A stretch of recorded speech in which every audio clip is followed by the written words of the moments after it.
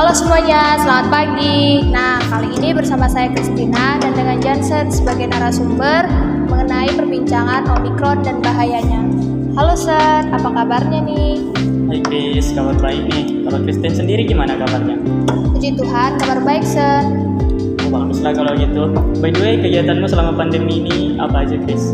Kalau aku sih masih ngelakuin kegiatan belajar di sekolah karena kan sekarang ini udah mulai-mulainya belajar offline kan ya. Kalau Jansen sendiri kegiatannya apa aja nih selama pandemi ini? Oh gitu.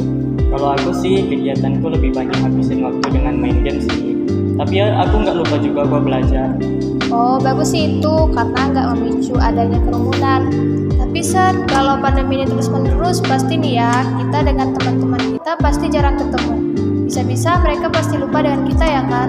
Iya sih, kalau pandemi ini terus menerus kita bisa jarang berinteraksi dengan teman secara langsung. Tapi kita bisa kok lihat wajah teman kita dan tidak berinteraksi secara langsung lewat video call itu. Iya sih Sen.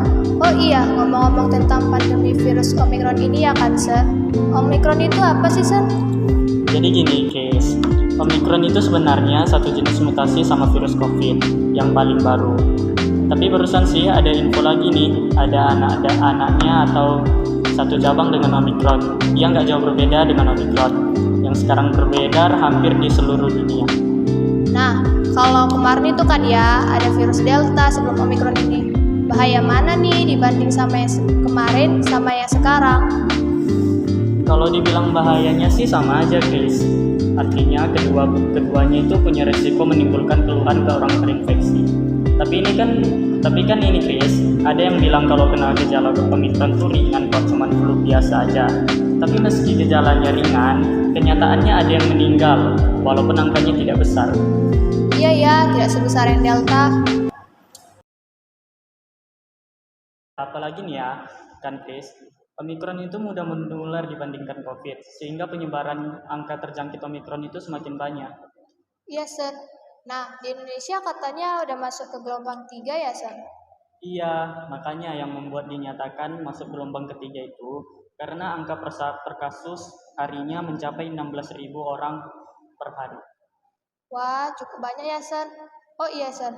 Pertama kali Indonesia kemasukan Omikron itu memang dari warga asing atau dari lokalnya kita sendiri sih, Sen? Jadi kan Chris, kemarin tuh ada kasus pertama kali Omikron masuk ke Indonesia dikarenakan adanya dua kasus. Kasus yang pertama itu dia transmisi dari luar, jadi dia pelaku perjalanan. Kasus yang kedua itu memang transmisi lokal. Jadi kalau aku sih mikirnya gini, virus itu enggak jalan dengan sendirinya. Virus itu pasti menempel dari manusianya ketika melakukan perjalanan. Oh iya ya, betul itu. Mungkin itu udah jelas ya, Sen. Nah, Sen, kebetulan itu kan sebenarnya COVID di Indonesia sempat mereda ya kan. Tapi tiba-tiba meledak lagi, makin bertambah lagi. Itu sebenarnya karena apa sih, Sen? Mungkin kalau menurut aku ya, karena kita sebagai warga negara yang sudah mengabaikan prokes yang kemarin sudah dijalani. Mungkin sebagian besar karena itu, Chris. Apalagi nih kan setelah vaksin nih, pasti orang-orang udah bahagia dan merasa udah hebat gitu, menganggap mereka nggak terkena virus Omicron. Ya, betul juga, Sen. Jadi, meski udah vaksin pertama, kedua, masih tetap ada resiko terkena virusnya ya, Sen. Iya, Chris. Jadi jangan dianggap sepele. Oh iya, Chris, ngomong-ngomong soal pandemi nih. Kamu udah mematuhi protokol nggak, Chris? Kalau aku sih merasa udah, Sen. Karena kan ya, dalam kegiatanku selama pandemi ini melakukan prokes, seperti memakai masker, mencuci tangan setiap saat, dan melakukan vaksinasi untuk menjaga kekebalan tubuh. Kalau Jangan sendiri udah menjalani prokes nggak nih? Jelas belum dong. Tapi aku berusaha untuk jaga protokol kesehatan terus kok, Chris. Kalau aku vaksin udah 2 kali sih. Tapi kalau melakukan kerumunan, aku pernah melakukan kerumunan. Karena nggak enak juga sih nolak ajakan teman itu. Oh gitu. Tapi ini ya kan, Sir, meskipun udah vaksin sampai 2 kali nih ya, kamu harus tetap menghindari kerumunan. Karena kan kita nggak tahu teman-teman kita itu terpapar Omikron atau enggak. Ya, Chris. Kalau aku ada teman yang batu atau lagi sakit flu gitu, nggak aku dekatin. Bukan karena milih-milih teman sih, tapi demi kebaikan diri sendiri juga. Oh iya iya. Tapi kan Sen, jangan terlalu dinamainya, karena kan gak enak juga buat seperti itu. Jadi beranggapan seperti tidak menjaga perasaannya. Belum tentu juga kan dia terkena Omikron atau enggak. Iya sih, Chris. Berarti aku salah ya, Chris, ngelakuin itu. Salah sih enggak, tapi kan agar tidak menyakiti perasaannya, alangkah baiknya melakukan seperti yang aku sampaikan. Oh, oke deh, Chris.